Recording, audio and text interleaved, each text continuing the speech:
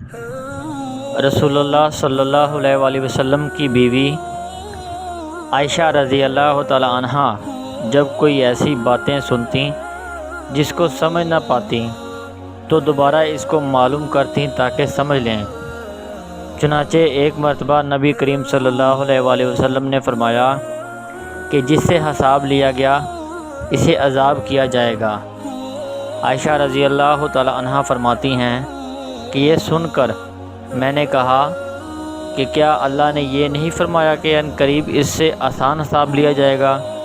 رسول اللہ صلی اللہ علیہ وآلہ وسلم نے فرمایا کہ یہ صرف اللہ کے دربار میں پیشی کا ذکر ہے، لیکن جس کے حساب میں جانچ پڑتال کی گئی سمجھو وہ غارت ہو گیا۔